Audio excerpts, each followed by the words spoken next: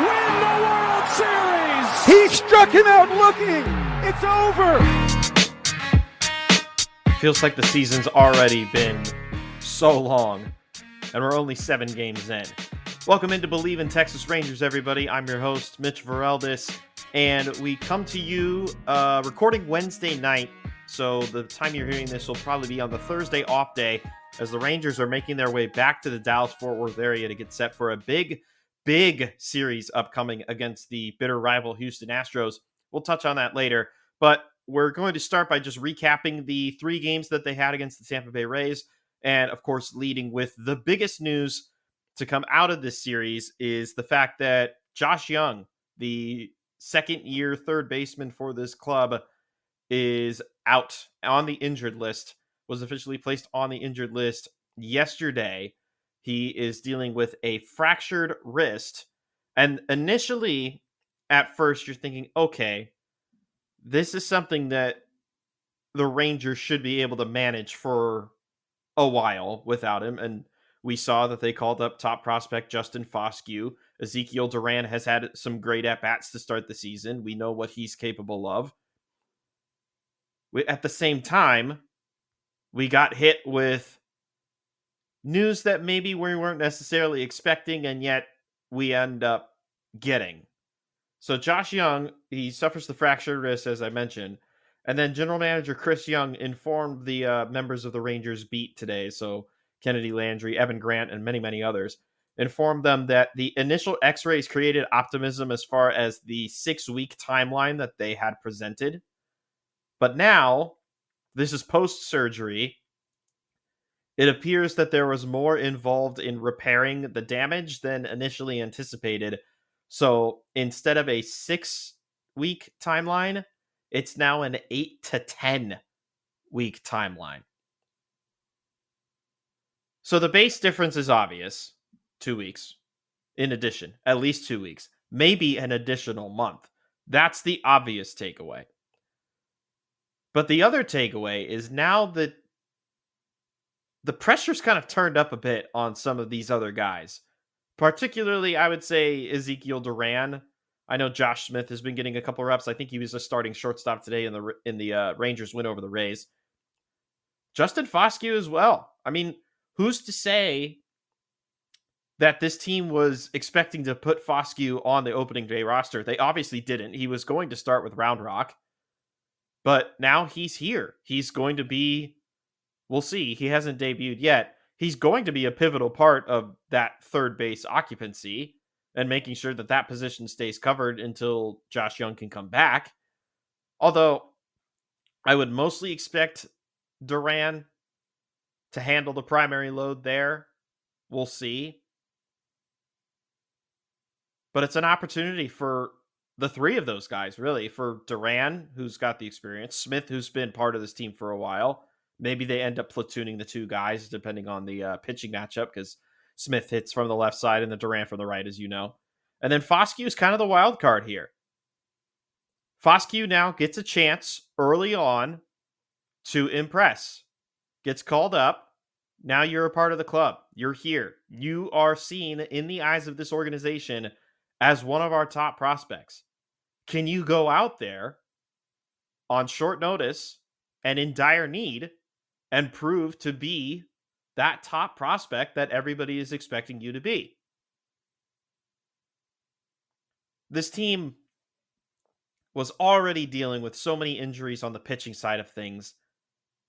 The last thing that they needed was for somebody as pivotal as Josh Jung to go down on the offensive side of things.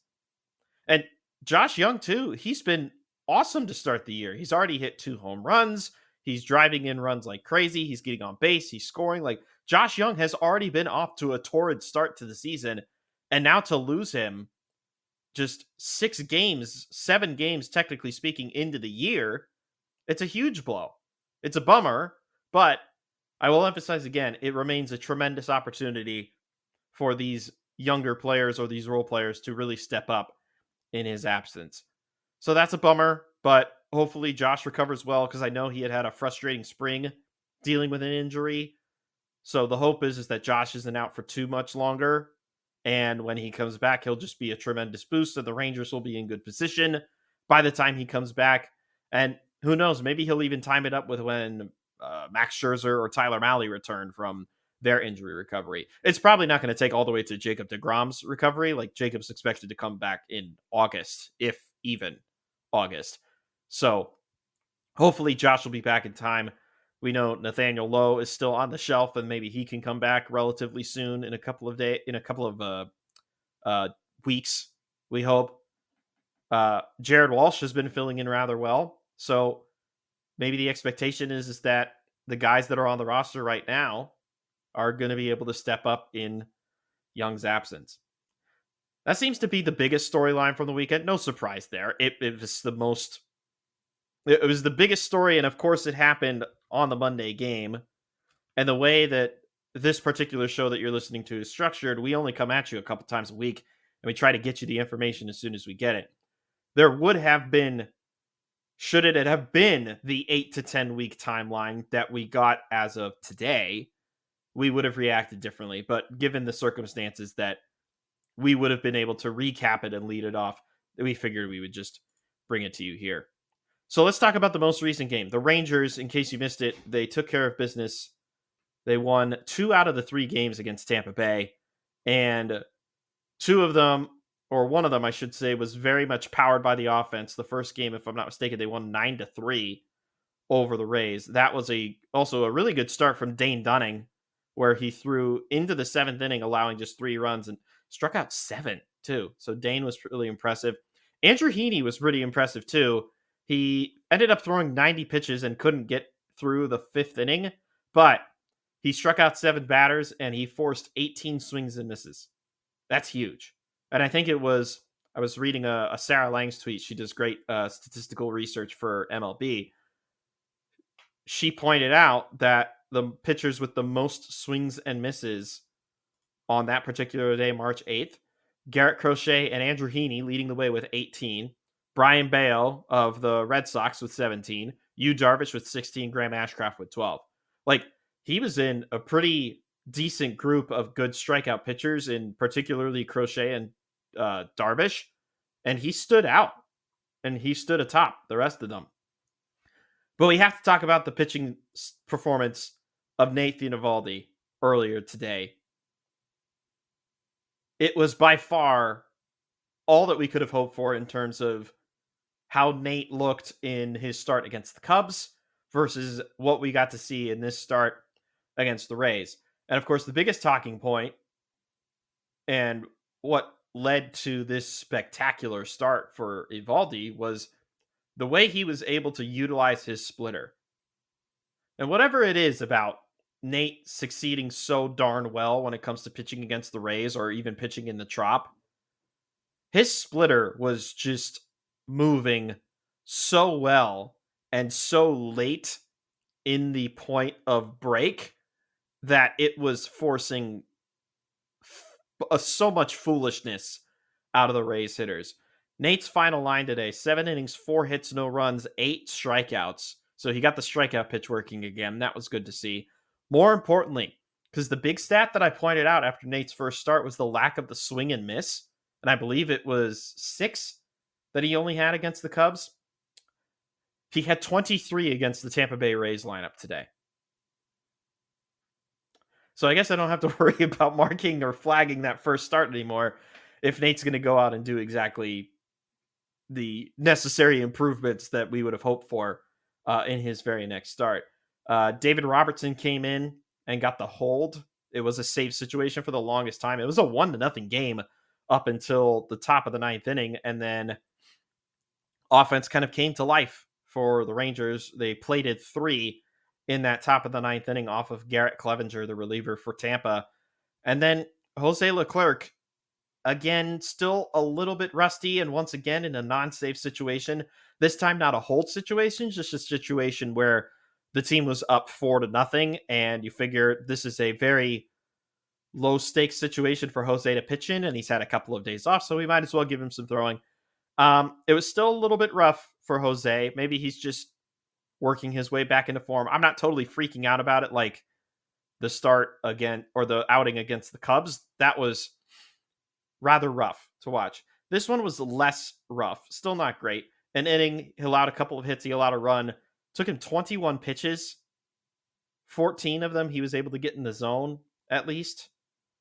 Got the first pitch strike 4 out of the 6 batters that he faced. And he only got 1 swing and miss as far as the strikes distribution was concerned. We're keeping an eye on Jose, but we think in the end he's gonna find his way back out of this funk. But it was really, really, really, really encouraging to see Nate Eovaldi bounce back in a huge way against a Rays team that had been coming in with one of the hottest hitters in the first few games of the season, and Yandy Diaz, was essentially silenced this entire series. He logged for the 2 games, or at least these 2 games. So he had 1 hit in the Rays win over the Rangers, had no hits in 5 at-bats in the 9-3 loss. And then today he only had 1 hit. So one of the league's hottest hitters only had 2 hits against you in the entire series in a total of, 3, 4, 5. That would have been 12 at-bats. Yeah, that's pretty good. That's positive to see there. I mean, for the most part, they shut down the Rays' offensive firepower guys for most of the series. And Randy Arozarena is still struggling to get things going. He's hitting 1 out of every 4 times he's at the plate. But really strong outings from the pitching this weekend. So Dane Dunning was really good. Andrew Heaney, it's kind of Heen Dog's thing, right? It's the high pitch counts, but he'll get you strikeouts. And if anything, he's going to make batters earn their plate appearances, earn their stripes per se. I would love to see the pitch counts go down. I know it's early in the season, but 90 through not even 5 innings of work is something to keep an eye on. Corey Seager got his first home run of the year. We had felt like we'd been waiting for that for a while. This home run that he hit just barely sneaked over the wall and just barely stayed within fair territory down the right field line in the Trop. That was really cool to see. Good for Corey. Happy that he's in the home run column because he's going to be counted upon a lot this year, especially now with the injury to Josh Jung. Marcus Semien has drastically cooled off after the first couple of games that they had at home. So hopefully Corey starts this like sparks Corey a little bit because he had a rest day early on in the year. So as long as Seager looks really healthy and looks locked in, I think this offense for the most part is going to be fine. Let's close game and stat recap with a little Wyatt watch. So far this regular season, the numbers are starting to dip a bit. He's hitting .240 now in 25 at-bats, has 3 runs batted in, and has a .606 OPS. And I tell you what, I, like everybody else, I'm as anxious and eager to see him hit that first home run of the year. We came so close in that Sunday game against the Cubs where he got the triple that it basically went off the wall. We were oh so close. I think it's going to come this weekend at home against the Astros. If I'm going to do a little Nostra Mitch here, like fake predictor. Ooh, he knows his stuff. No, I don't know anything. I think Langford is going to hit his home run this weekend against the Astros. I think he's going to feel the bitterness of the rivalry, and I think he's going to be locked in and amped up and ready to go with these 4 games coming up against Houston. But other than that, we're getting kind of a decent gauge as far as Langford. He's been all over the place as far as the lineup and the field is concerned. Today, in particular, he was the left fielder, and he was hitting third. It's kind of what happens when you lose Josh Jung, who's a pivotal part of the order. So he hit ahead of Adolis Garcia. That moved Jared Walsh up to the 5th spot. And then in the other games, he was the DH in the 5th spot in the loss to Tampa on Tuesday. And then in the win against Tampa, he was in the 6th spot. That was the game that Josh Jung got hurt. So hindsight 2020. And he was playing in left field. So we're seeing a lot of outfield time for for Wyatt, excuse me. So I'm curious to see how that will continue to play out as the weeks go on. But he's already flashed the leather in one game. So what's the worst thing that can happen? We've seen his speed. We know how valuable he can be.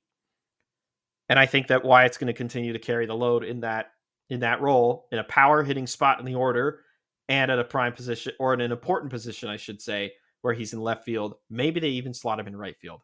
Who knows? But for right now, I still like what I'm seeing. Some of the approaches have been hit and miss, literally, baseball pun. Some of the at-bats have been a lot shorter than others. But for the most part, he looks very calm. He looks patient. And he looks raring for that first home run or that first really big hit. I mean, the 2-run triple is by far his biggest hit so far. Once he hits that home run, it's the world is going to be his oyster. We can tell. All right, let's transition to something fun. So David Schoenfeld with ESPN, hope I pronounced that correctly. He published today, Wednesday, that I'm taping this, the MLB 2024 Watchability Index, ranking the most fun teams to watch. And I'll try and abbreviate his system as far as how he goes about ranking the fun teams. And then I'll obviously tell you where the Rangers stack up. So he has a 10-point scale for these different categories that help him determine what is the value of a team and how watchable they are. So here are the categories. Star power, that seems self-explanatory. Youth, in terms of the vibrant and young, talented prospects that immediately come up and impact the roster. Base running, so he's looking for teams that can utilize the base paths well.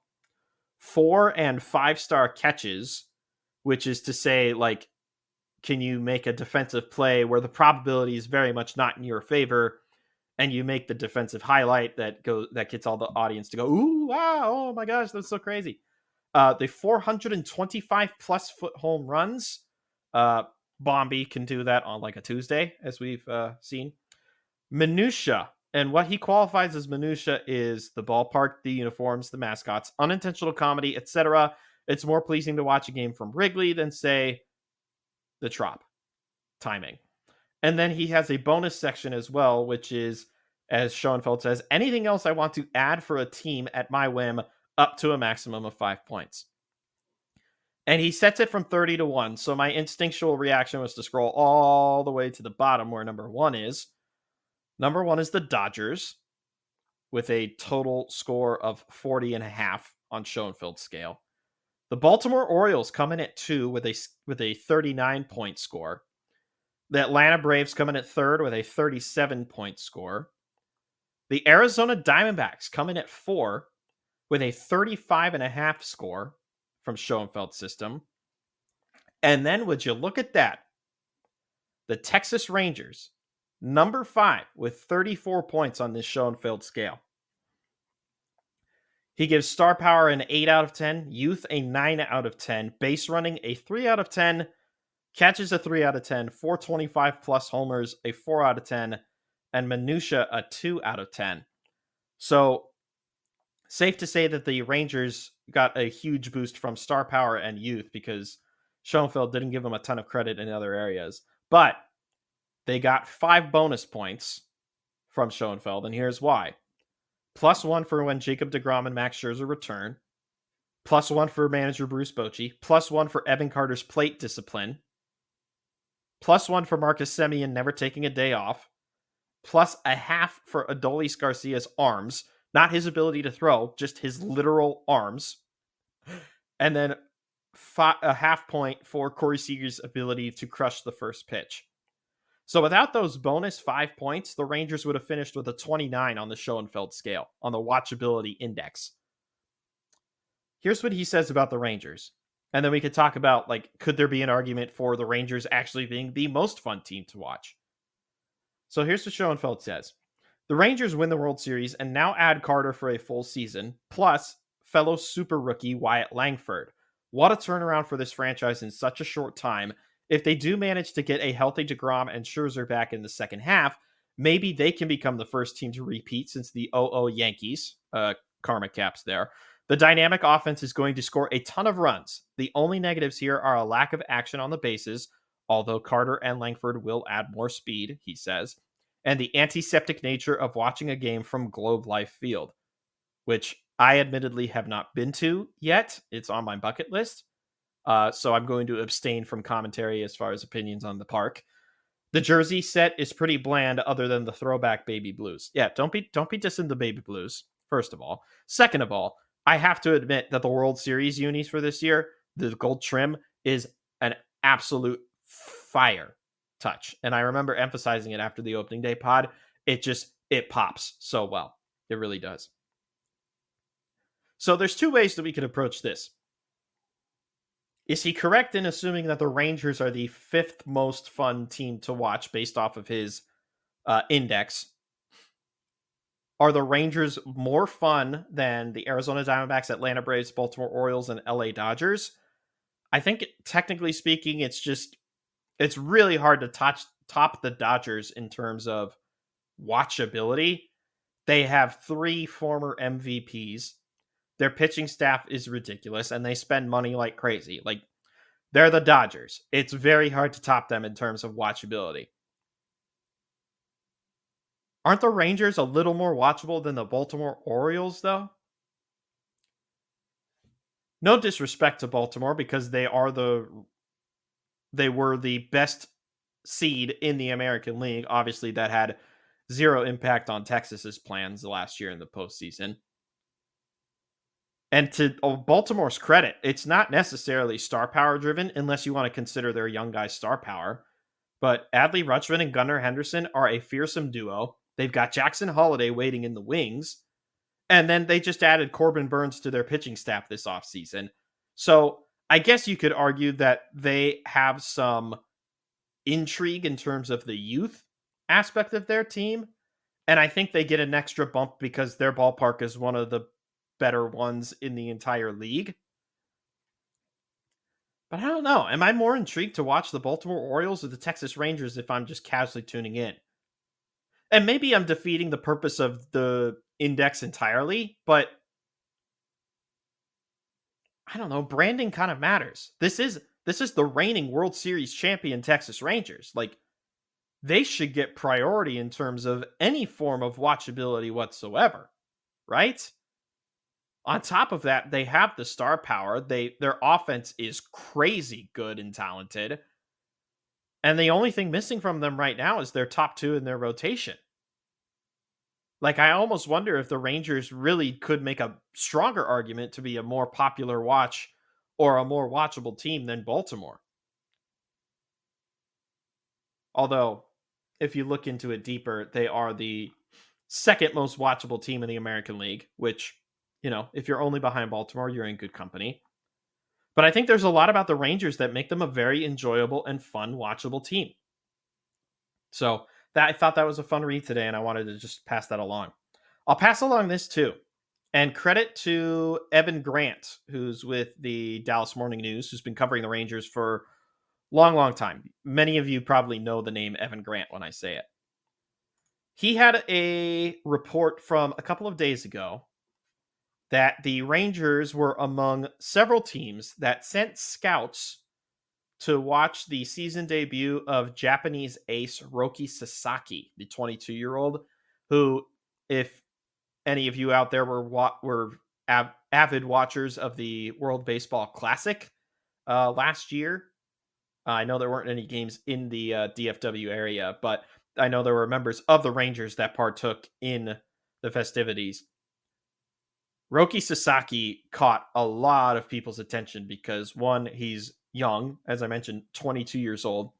2, he can throw ridiculously hard. Like, Sasaki is one of those, he would be next year's version of Yoshinobu Yamamoto, like what Yoshi was this year for teams looking for a posted Japanese star.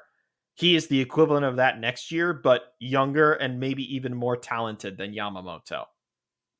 And look, if you don't believe me in terms of how talented Roki Sasaki is, just look up his WBC highlights from last year. The dude is throwing, on average, 99 to 100 miles an hour with his fastball. Which, in today's day and age of baseball, we love to see speed. As Eleanor Roosevelt said, obviously did not actually say this, America's all about speed, hot, nasty, badass speed. Shout out Ricky Bobby. Boy, what a fun ad that would be if the Rangers were able to get it. It's probably nothing to freak out about or overanalyze about right now, but it is interesting that the Rangers did send scouts over to check out Roki's debut in Japan. And we know that the Rangers had no problem spending money in years past. This offseason was very different. Hopefully the next offseason, when this story comes around again, because it is definitely something that we're going to be keeping an eye on. And if the Rangers are mentioned once, surely they'll be mentioned again. This is something that will definitely pique the interest of many as the season carries on. So props to Evan for passing along that reporting, and very curious to see how that goes. I know Bob Nightingale reported that some GMs believe that the Dodgers have basically already locked up Sasaki for next year once he becomes posted. Bleh. Gross. But we'll see. Hopefully it's something that can turn to fruitful opportunity for Texas. And could you imagine adding him to a rotation that already has Jacob deGrom, that already has Nate Eovaldi, that soon on their way will have Jack Leiter? Like, I just get giddy thinking about the idea of adding Roki Sasaki to that mix. That would be absolutely nuts. All right, let's wrap things up on this edition. Here come the Astros, everybody's favorite. And by that, I absolutely mean most hated team, right? Of course, the local rivalry between the two Texas teams. Really quickly, we'll just touch on the pitching matchups. And I will point out, too, that the Astros collected 2 wins after getting swept by the Yankees in their opening series at home. So the Astros are now 2-5 on the year. Of course, their first win of the season had to come in the form of a no-hitter. And the story of Ronel Blanco is a great one. But, of course, we're not going to give them credit for the wins. Rangers at 4-2, Astros at 2-5. Their first game is going to be on Friday, April 5th in Globe Life Park. First matchup is set up to be Hunter Brown against Cody Bradford. Cody had a really solid 5 innings against the Cubs in his first start. Hoping to see that replicated again. That'll be a fun, young pitching duel. Saturday, Houston does not have a tabbed starter, and it'll be John Gray for Texas. Hopefully he can bounce back after his rough outing against the Cubs on Sunday. And then Ronel Blanco, the aforementioned, who threw the no-hitter, the first one of the season, will go against Dane Dunning on the Sunday evening. That one's going to be on ESPN. That'll be the Sunday Night Baseball game. So we'll wait for that game to finish for reactions to that one. And then there's another game on Monday evening against the Astros. And this one is Framber Valdez, the top of Houston's rotation, against Andrew Heaney, who had a solid start, and hopefully he can replicate that again against this Astros team that we, sarcasm, love so dearly, right? And that's going to do it for this edition. If you have any questions, comments, want to reach out to me about things that you like about the show, things that you have critiques on, things that you would love to hear, people that you would love to hear on this show, reach out to me at mitchv55@gmail.com. You can find me on Twitter or X, however you want to call it, at Swing and a Mitch. Play on words there, like that. You can also find me on Instagram at Mitch Says Hey. And then be sure you can not only listen to these podcasts that you're listening to, but you can watch every episode on YouTube. Just search for Mitch Vareldis or search for Bleav in Texas Rangers, and the episodes should populate from there. But until then, we will recap after the Astros-Rangers Sunday night baseball affair. And until that time, Bleav in the Texas Rangers.